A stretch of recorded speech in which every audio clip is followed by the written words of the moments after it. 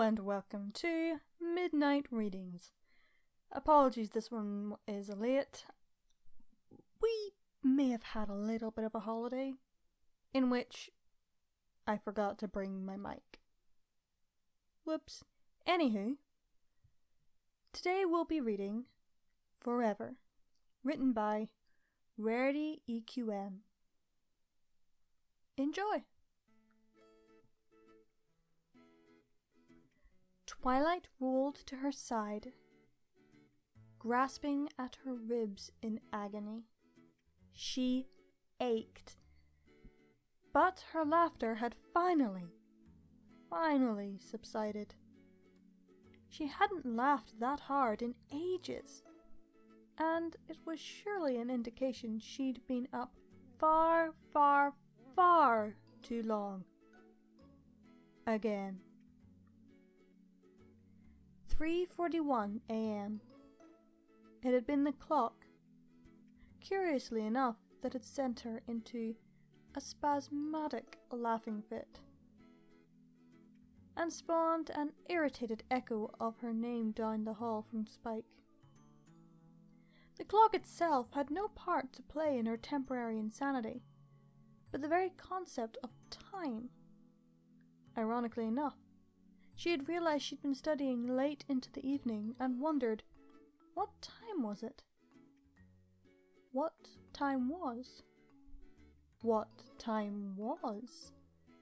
What was time to her? What did it matter what time it was? Her wings flickered forward for a split second of an instant, and in that moment, she realized time had no meaning. Not to her. That's when the madness has seized her, and she found she couldn't stop laughing. She howled with laughter, rolling off her stool and onto the floor, twitching and kicking as if she were being tickled by a million feathers. What was time?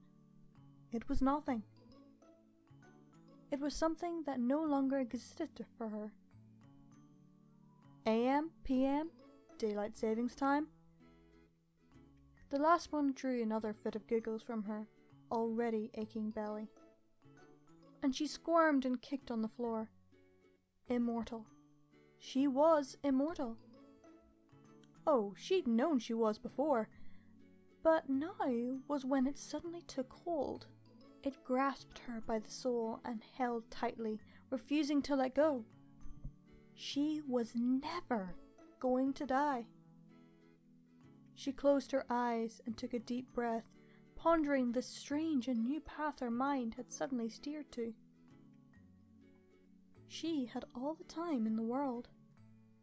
She could solve every puzzle, read every book, tackle and pin down every scrap of knowledge that existed, and study it for eons and eons and eons.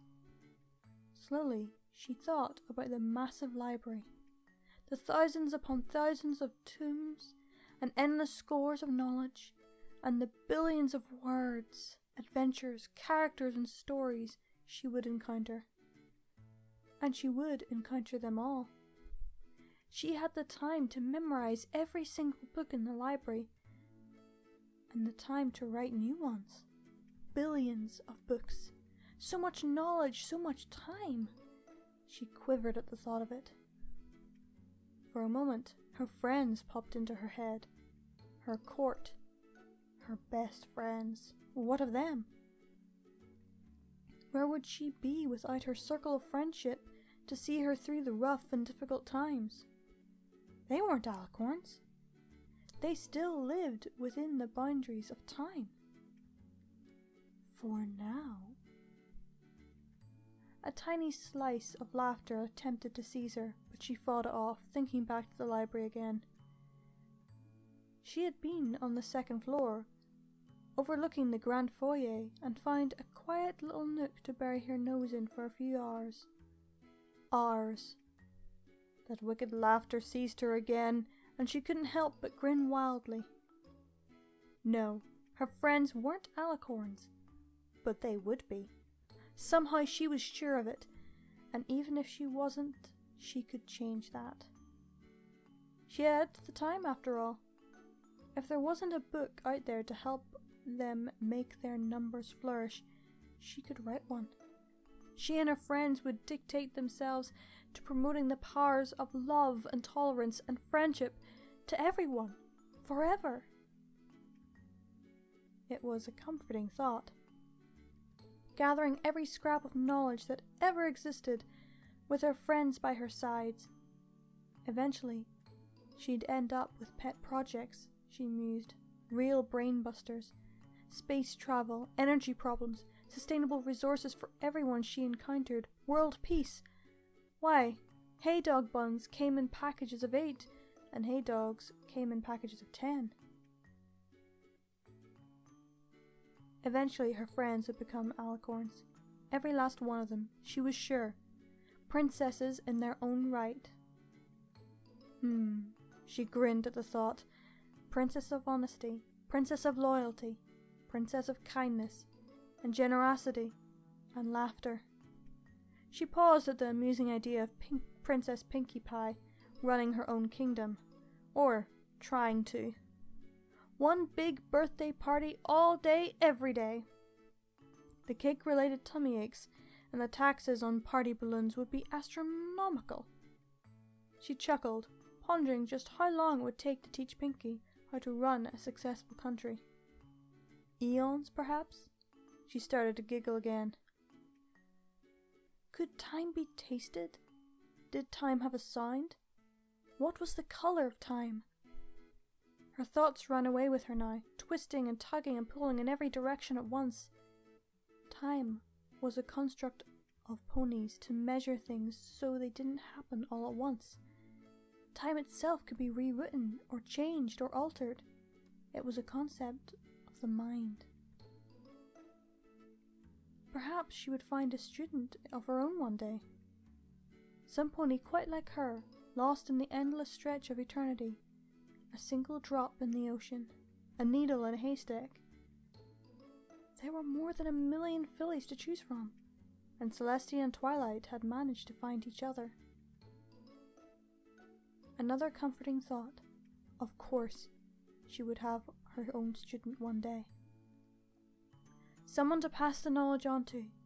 A successor. Yes, then she could retire to an island somewhere, with her friends, obviously, and spend long, lazy days watching the ocean and enjoying each other's company. Endlessly. Spike would come to visit every now and then. Oh yes, Twilight was certain he would choose to live in the Dragon Kingdom. Eventually he would probably find a mate. Oh, she, or he, would be welcome to the island too. A lovely little island where it was always sunny and the sand was warm. The ocean would smell wonderful and everything would just be perfect. It would be like a dream come true. A dream. Twilight yawned and stretched, giving an aching groan, as her fur pulled the wrong way and her joints popped. She had fallen asleep, breathing late into the night, and began to dream.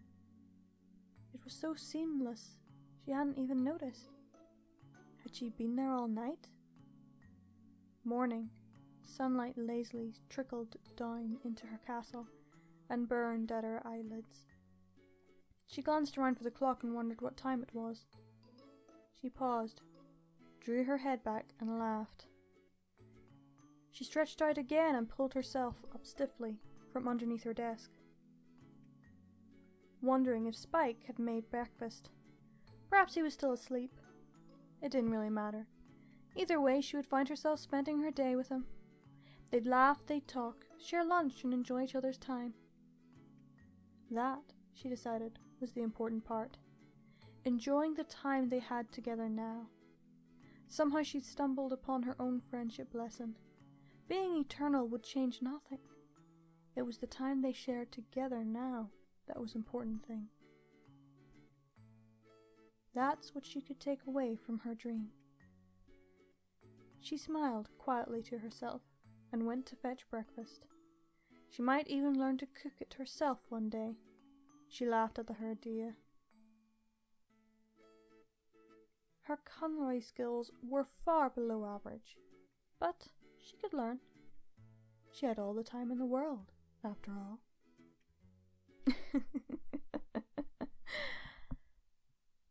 I like this one. It's interesting. To think that maybe Twilight believes her friends will become alicorns too.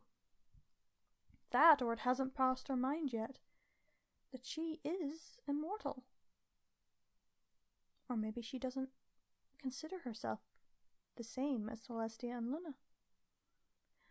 I would like to question Twilight on a few of these things.